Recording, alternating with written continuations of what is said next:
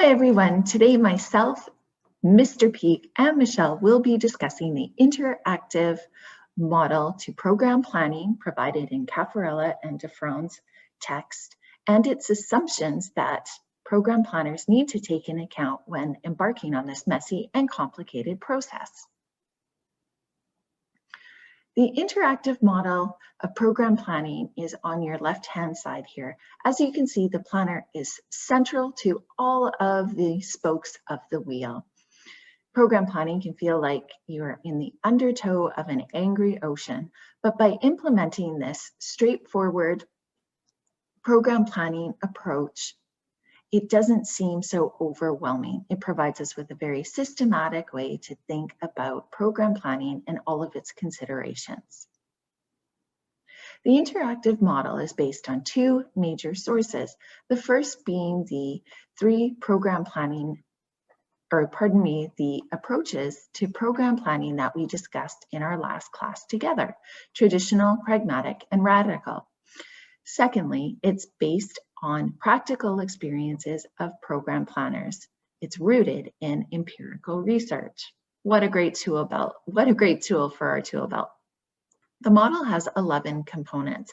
I'm going to focus on those that are more closely associated with building the learning experiences of our participants. First, we have to consider context. We need to be well informed about the macro and micro ecosystems that exist or that the program planning exists within. We also have to build a network of support. We need to connect with a broad bandwidth of stakeholders. This is a critical component to ensuring the success and effectiveness of any program or initiative. Of course, the needs assessment, formal or informal, needs to be performed, and goals and objectives of the program need to be clearly stated.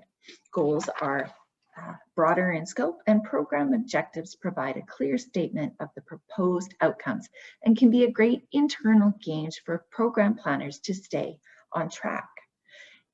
Using best practices for instructional design are paramount, and ensuring congruency and alignment between learning objectives, outcomes, activities, and assessment all need to be considered.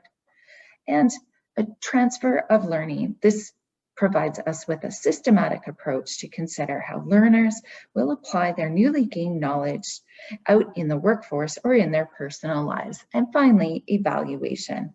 All programs and initiatives need to be evaluated to determine if the design and delivery were indeed effective. On the right-hand side here, we have more administrative details that need to be taken into consideration. So program planners don't only need to be educators, we also need to be educators and administrators, jack of all trades. This model takes into account 5 areas of foundational knowledge: technology, attributes of the adult learner, power dynamics and personal interests or interests of outside stakeholders, relationship building, ensuring that program planners have great communication skills and can handle difficult conversations, and of course, cultural differences, taking into account the context in which the program will exist.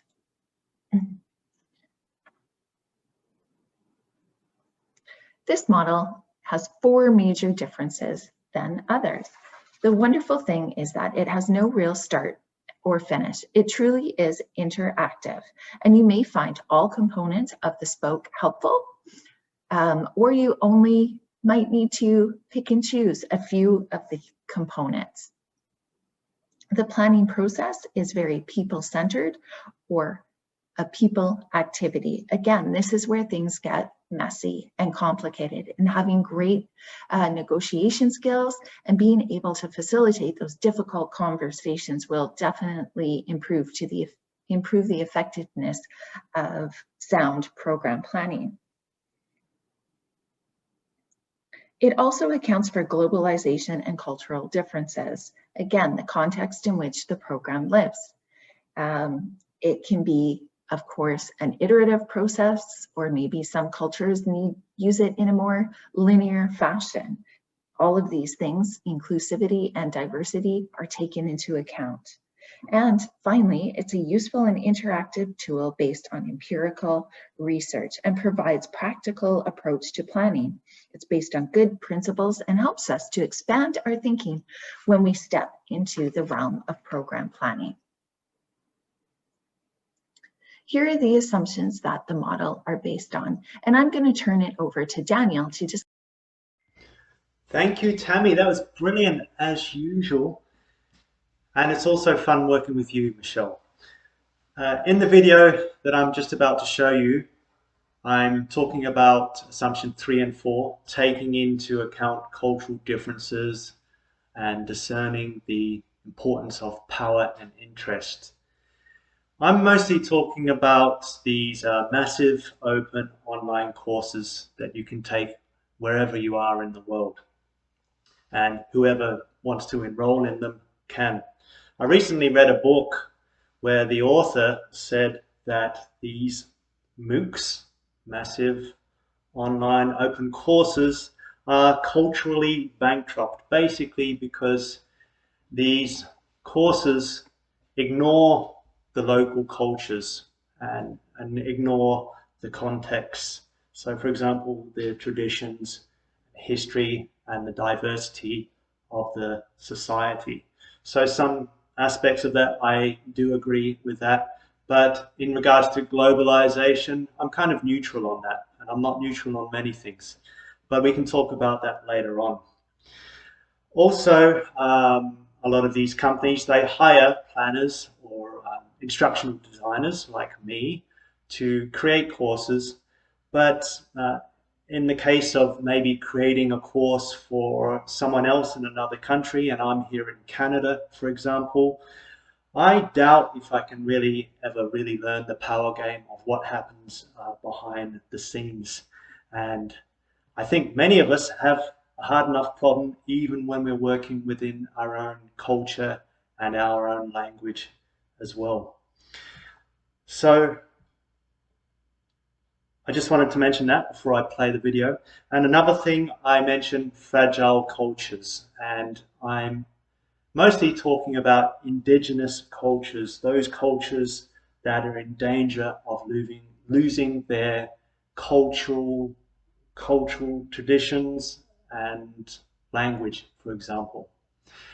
Anyway, continue on with the presentation. Thanks.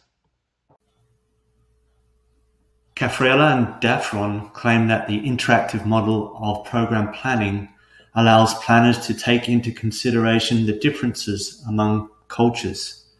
I wonder if a planner can ever really learn the game of power, especially if he or she is building a global, massive, open online course. No matter if you're working in the conventional, pragmatic, or radical paradigm, you need to have a clear understanding of the vision of the program and to know who you are responsible to, both politically and ethically. Getting a clear picture of the environmental context for a culture remotely would be very hard, especially if you are unaccustomed to that culture. In her book, Global Perspectives on E-Learning, Chelman states that making a single course for a global audience is culturally bankrupt. In some ways, I agree with this. And I doubt that a critical theorist would enjoy planning a mock program. I think programs that are conventional and are systems and compliance based are most suitable for mocks. For me, when planning a program, I would have to look at it from an ontological perspective or paradigm. The reality of the power and interests. Not all power is positional. So I have to ask myself, who holds the power here? And think about the nature of reality. If I am planning a mock or any other program, I need to be axiologically aware of non-Western perspectives on learning. When thinking about assumption 3 and 4, cultural differences and power interests, I need to keep in mind that my work will validate whose interests matter. And when working with fragile cultures, I would take a dialectic process of participation to lessen the impacts of globalization. So to be true to who I am, I should be skeptical and scrutinize the power dynamics and the context in which I'm working in.